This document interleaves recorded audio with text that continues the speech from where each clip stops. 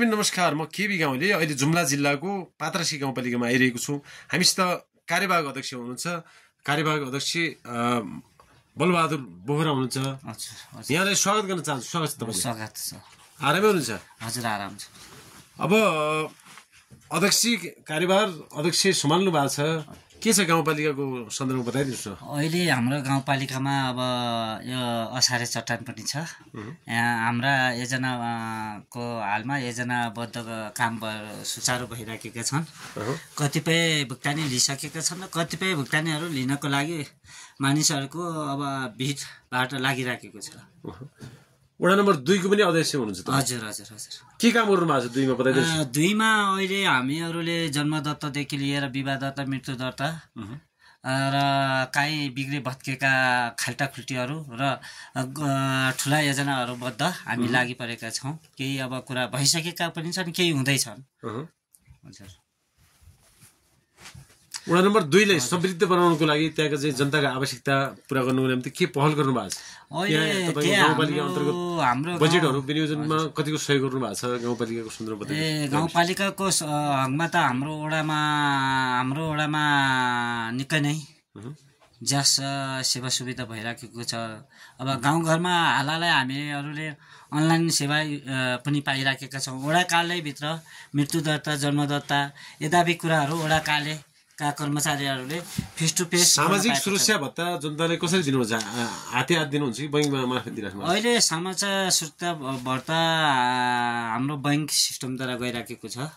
अहिले बुढाबुढीलाई असर परेको बेला हामी प्रतिनिधिहरूले उहाँलाई सर्च गर्नको लागि दसैँ तिहारमा बरु घर घरमा गएर पुर्याउने व्यवस्था मिलाएका छौँ र अद्यापै बैंकै सिस्टमद्वारा आजसम्म लिइराखेको छन्। वडामा खानेपानीको व्यवस्था छ तपाईँको वडामा? अहिले हाम्रो वडामा पञ्चे बसे खानेपानी रणनीति थियो। भइसकेपछि अहिले हाम्रो वडामा खानेपानीको लागि लगभग राम्रै छ भन्नुपर्ला। भनेपछि अहिले गाउँपालिकाको सन्दर्भमा सबै वडामा खानेपानी छ त? अहिले कतिपय वडामा त छैन, किनभने बर्सातको बेलामा कति ठाउँमा पाइपहरू टुट्ने फुट्ने भएको कारणले कतिपय वडामा पानीको अभाव नै छ। सडक सञ्जाल, कृषि ग्रामीण रोडहरू चाहिँ सबै ठाउँ पुगिरहेछ? त्यो त ठाउँ ठाउँमा पुगिसकेको छ, कुनै ठाउँमा खाली छैन। ग्रामीण भने चाहिँ पक्की रोड त पाएका छैनौँ, कच्ची रोड त जुनसुकै कुनासम्म पुगिसकेको छ।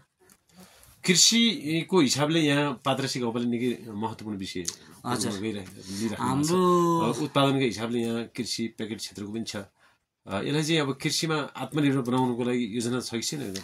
हाम्रो पञ्चवर्षे रणनीति कृषिमा अब लगानी भने चाहिँ अब पालिकाले पनि सोच धारणा लिएकै छ। केही अब कृषि हाम्रो ठाउँमा जुनसुकै खाद्य बाली उत्पन्न हुने भएको कारणले गर्दाखेरि हामीले अरूभन्दा शिक्षा, स्वास्थ्य, कृषिलाई जोड दिनुपर्छ भन्ने रैथाने बालीको विकास गरिराख्नु भएको छ। हजुर हजुर। अनि रैथाने बालीलाई कलेक्सन गरेर सङ्कलन गर्ने एउटा किसानले उत्पादन गरेको कुराहरूले चाहिँ यो सङ्कलन केन्द्र जस्तो राख्नु भएको छ। अहिलेसम्म कोल्ड स्टोर भयो, स्याउ त चाहिँ स्याउ 12 महिना स्याउ खानु पर्यो नि त। जुम्लाको स्याउ भन्ने स्याउ खान पाइराखेको छैन। अनि त्यो स्याउलाई 12 महिना खुवाउनुको लागि कोल्ड स्टोर व्यवस्था गर्नु भएको छ? हाम्रो पालिकामा त पालिका या वडामा अहिले कोल्ड स्टोरको व्यवस्था त भएको छैन। अब गर्नुपर्छ भन्ने धारणा योजनामा अहिलेको योजनामा बनाउनु भएको छैन? अहिलेको योजना त अबको योजनामा त सबैको धारणा आकर्षण त गरेकै छन्, गर्नुपर्छ भन्ने कुरा त भएकै छ। अब हुन्छ या हुँदैन पछि, अब विकल्पमा के आउँछ भन्ने कुरा मात्रै रहेको छ।